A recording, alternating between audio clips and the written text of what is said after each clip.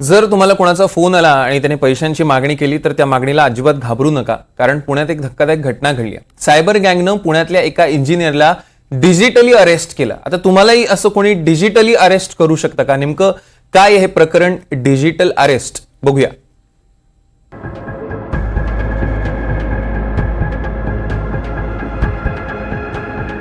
Cyber भामट्यांपासून सावधान, फोनवरच्या धमकीला घाबरू नका, उगाच पैसे भरू नका, डिजिटल अरेस्ट करून घेऊ नका। हे सगळं तुम्हाला पुन्हा सांगण्याचं कारण म्हणजे पुण्यात एका IT इंजिनियरला 6 कोटींचा गंडा घालण्यात आलाय। तुम्हाला डिजिटल अरेस्ट झाल्याची धमकी देऊन त्याच्याकडनं 6,29 लाख लुटण्यात आले। पुण्यामध्ये पाषाणमध्ये राहणाऱ्या IT इंजिनियरला एक फोन आला, तुमच्यावर मनी लॉन्ड्रिंगचा गुन्हा दाखल आहे, तुम्हाला डिजिटल अरेस्ट करण्यात आली आहे असं त्या इंजिनियरला सांगण्यात आलं। त्या अटकेतनं सुटण्यासाठी 6 कोटींची मागणी करण्यात आली। इंजिनियरनं 6,29 लाख भरले, त्याच्याकडे आणखी 60 लाखांची मागणी करण्यात आली। मात्र या इंजिनियरच्या मुलीच्या हा प्रकार लक्षात आला आणि 60 लाख वाचले। या प्रकरणी पुण्यातल्या सायबर पोलीस स्टेशनमध्ये गुन्हा दाखल करण्यात आला। इंट्रोगेशन स्टार्ट होतं, त्याच्यामध्ये जे बनावट पोलीस असतात ते खोटे डॉक्युमेंट्स दाखवतात आणि समोरील व्यक्तीचं जे आहे ते मानसिक जो आहे त्याला तो क्रिमिनल आहे असं भासवून त्याचे बँक अकाउंट कुठे कुठे आहेत, त्याच्यामध्ये काय काय अमाऊंट्स आहेत हे तपासून घेतात आणि नंतर त्याच्याकडून जे आहे ते बनावट ट्रान्झॅक्शन करून त्याचा अकाउंट जो आहे तो लंपास करायचा प्रयत्न करतात। डिजिटल अरेस्ट म्हणजे काय ते आधी समजून घेऊया।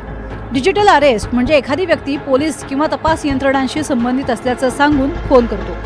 तुम्हाला ड्रग्ज किंवा मनी लॉन्ड्रिंगच्या प्रकरणात डिजिटल अरेस्ट करत असल्याचं सांगतो।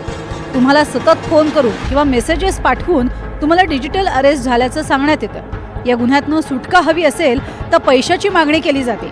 कधी कधी व्हिडिओ कॉल करून पोलीस स्टेशन असल्यासारखं भासवण्यात येतं। तुम्हाला पैसे पाठवण्यासाठी दबाव टाकला जातो आणि तुमची फसवणूक केली जाते। असा गुन्हा तुमच्या ओळखीच्यांच्या सोबत होत असेल किंवा झालेला असेल तर सर्वप्रथम 1930 या नंबरवरती कॉल करा आणि सविस्तर माहिती जी आहे ती द्या।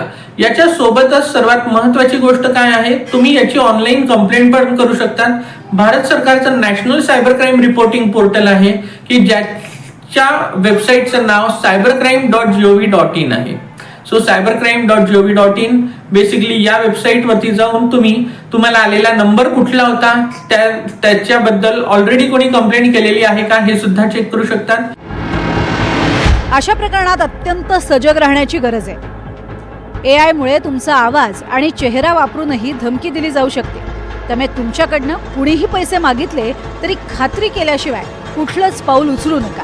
असे लक्षात आलेलं आहे की ज्या व्यक्तीसोबत जे आहे हे असं कम्युनिकेट केलं जात आहे, तो जो बोलणारा व्यक्ती असतो त्यांनी एक पूर्ण सेटअप लावून ठेवलेला असतो की तो एका पोलीस स्टेशन मध्ये बसलेला आहे आणि फसवत आहे।